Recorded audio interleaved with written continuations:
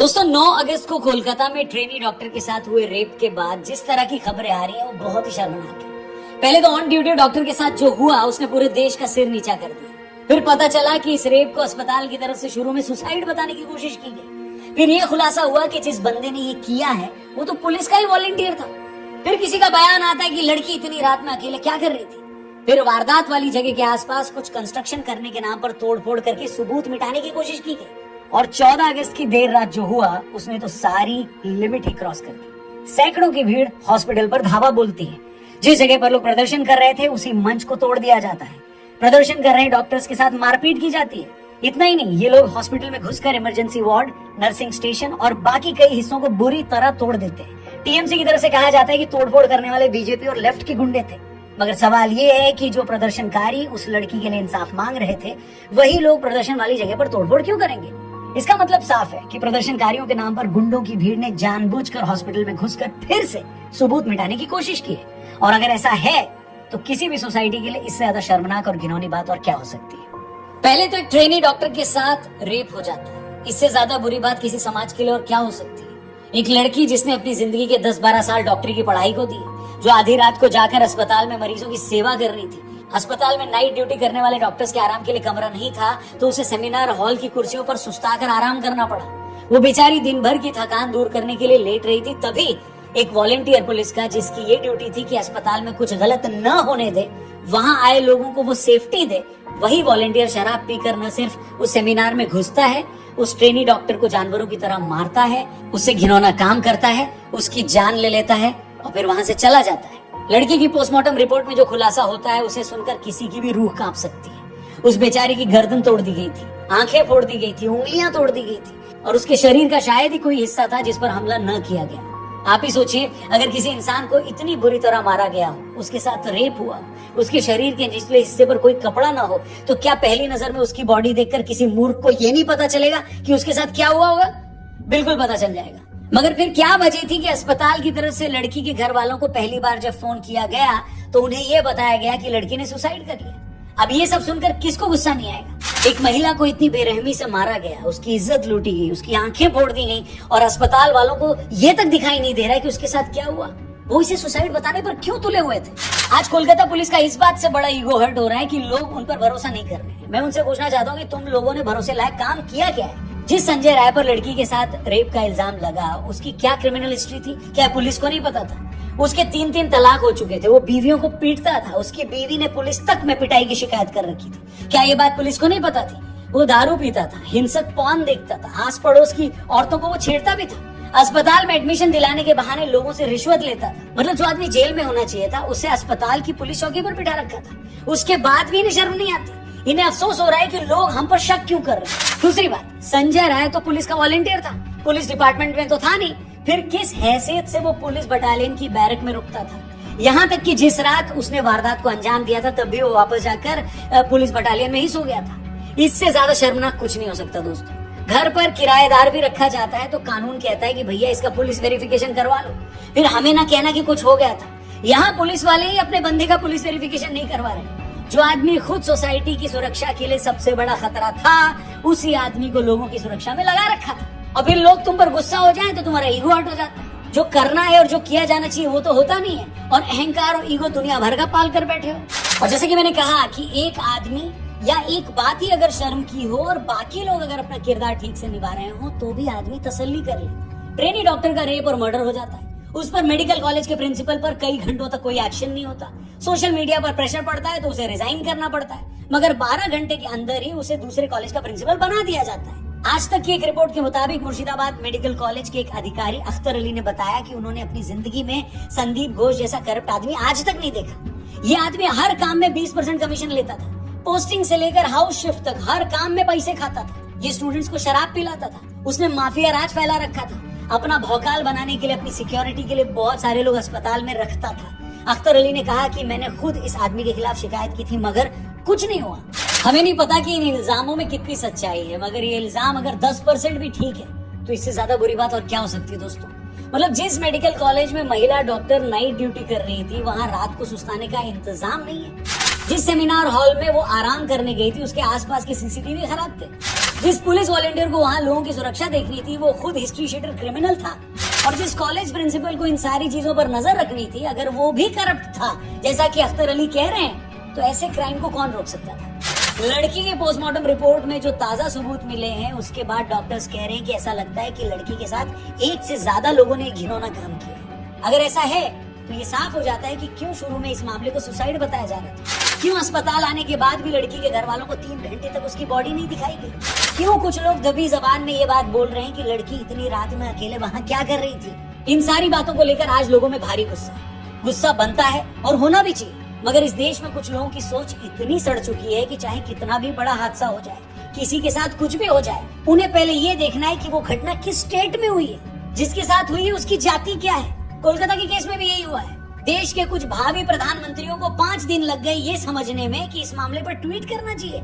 कुछ बड़े यूट्यूबर्स की अब तक इस पर जबान नहीं खुल रही है। कुछ लोग तो ट्वीट डिलीट करके फरार हो गए। प्रेशर पड़ा तो फिर से रस्म अदायगी करने आ गए।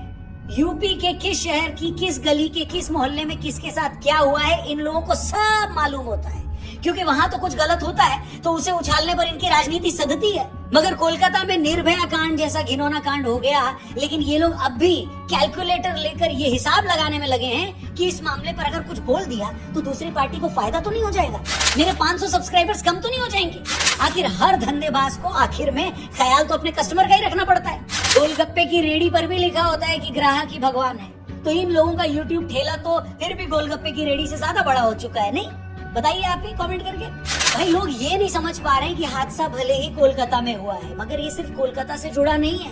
आज देश भर में डॉक्टर्स हड़ताल पर है। मेडिकल कॉलेज में जो ट्रेनी डॉक्टर अपना गुस्सा निकाल रहे हैं उनकी वजह यही है कि पूरे देश में सरकारी अस्पतालों का आज यही हाल है। वहाँ ट्रेनी डॉक्टर्स को 48 घंटे ड्यूटी करनी पड़ती है। कमर सीधी करने के लिए एक रेस्ट रूम तक नहीं होता, साफ टॉयलेट नहीं मिलता, खाने का बुरा हाल है, देखने के लिए इतने मरीज होते हैं, ऊपर से हॉस्पिटल में होने वाली पॉलिटिक्स अलग। वहाँ स्टाफ की शक्ल में घूम रहे संजय राय जैसे पोटेंशियल रेपिस्ट होते हैं। सरकार ये समझती ही नहीं है कि एक डॉक्टर को तैयार होने में एक पायलट जितना या उससे ज्यादा वक्त लगता है। किसी भी सोसाइटी में एक डॉक्टर होने का मतलब है कि उस देश की हजारों की आबादी को सिक्योरिटी देनी। मगर एक डॉक्टर ही अगर अनसेफ फील करेगा, बेइज्जती फील करेगा, एक्सप्लॉइटेड फील करेगा तो कौन काम करेगा ऐसे सिस्टम में, बताइए। यही रीजन है कि इन सरकारी अस्पतालों में डॉक्टर्स नहीं टिकते। या तो वो अपना क्लिनिक खोल लेते हैं, बड़े प्राइवेट अस्पतालों से जुड़ जाते हैं और जिन्हें मौका मिलता है वो विदेश भाग जाते हैं। मतलब जो सरकारी तंत्र इन डॉक्टर्स को तैयार करने में लाखों रुपए लगाता है वही सरकारी सिस्टम अपने निकम्मेपन की वजह से इन डॉक्टर्स को अपने साथ नहीं रख पाता। आज देश भर में जो डॉक्टर्स का गुस्सा है वो सिस्टम के इसी निकम्मेपन के खिलाफ है। आज देश में हर सिटीजन का ये फर्ज है कि वो डॉक्टर्स के इस गुस्से को समझे। अगर आप प्रॉब्लम को थोड़ा और करीब से देखेंगे तो ये बात अस्पतालों से भी आगे देश के हर ऑफिस की है। वहाँ औरतों को और लड़कियों को मिलने वाले वर्किंग एटमॉस्फेयर की भी है। अभी महीना पहले नोएडा की एक ऑफिस में एक लड़की ने इसलिए सुसाइड कर लिया था क्योंकि उसके ऑफिस के कुछ लोग उसकी बॉडी शेमिंग करते थे। कितनी लड़कियां ऐसी बेचारी हैं जो सिर्फ नौकरी बचाए रखने के लिए 15-20 हजार की तनख्वाह बनाए रखने के लिए हर दिन ऐसे टॉर्चर से गुजरती है। ऑफिस में उनका बॉस, उनके सीनियर जो उनको टॉर्चर करते हैं वो भी जानते हैं कि ये कहीं नहीं जाएगी। आज जो लोगों में गुस्सा है या जो निर्भया कांड के वक्त 2012 में लोगों में गुस्सा था वो इसी माहौल के खिलाफ था। मगर इतने सालों में हुआ क्या? न इतने सालों में सोसाइटी बदली, न पुलिस के काम करने का तरीका बदला और न ही अदालतों के रवैये में कोई चेंज आया। नेशनल जुडिशियल डेटा ग्रिड के मुताबिक इस वक्त देश की अलग अलग अदालतों में 4 करोड़ 40 लाख केसेस पेंडिंग है, जिसमें 8% यानी 36 लाख से ज्यादा केस महिलाओं की तरफ से किए गए हैं। इनमें 45% मामलों में या तो वकील पेश ही नहीं होते या अपराधी जमानत लेकर फरार हो जाते हैं। इसके अलावा 7% केसेस में ऊपरी अदालतों का स्टे है। पिछले 10 सालों में सुप्रीम कोर्ट ने कई बार कहा कि औरतों के खिलाफ होने वाले इन क्राइम्स को 6 महीने में निपटाया जाए, मगर कोई फर्क नहीं पड़ा। मार्च 2013 में दिल्ली हाईकोर्ट ने कहा था कि पुलिस औरतों के साथ होने वाले क्राइम में थोड़ी संवेदनशील बने। इसी साल अगस्त 2013 में सुप्रीम कोर्ट ने कहा था कि ट्रायल कोर्ट ऐसे मामलों को 2-3 महीनों में निपटाए। अक्टूबर 2018 में बॉम्बे हाईकोर्ट ने कहा था कि ये अदालत की ड्यूटी है कि वो ऐसे मामलों को पूरी सीरियसनेस के साथ टाइम पर निपटाए। सितंबर 2019 में सुप्रीम कोर्ट ने कहा था कि औरतों के साथ रेप के मामले में अदालतों को लंबी तारीख देने से बचना चाहिए।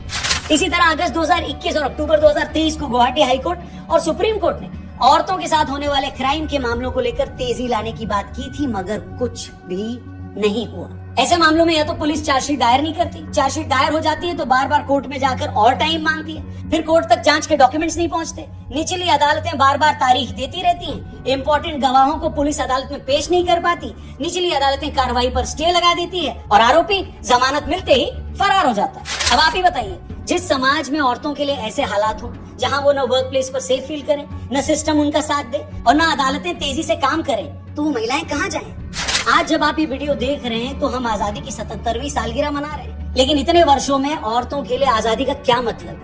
आपके सिस्टर या मदर 8 बजे के बाद पब्लिक ट्रांसपोर्ट से घर आती है तो जब तक वो घर नहीं पहुंच जाती आपकी सांस फूली रहती है। आप उन्हें कहीं अकेला नहीं भेज सकते, वो पब्लिक ट्रांसपोर्ट में सेफ नहीं है, वो वर्क प्लेस पे सेफ नहीं है, वो सोशल मीडिया पर बुली की जाती है। ऐसे में उनके लिए इस आजादी के क्या मायने हैं, आप उनसे खुद पूछिएगा और फिर कमेंट करके बताइए।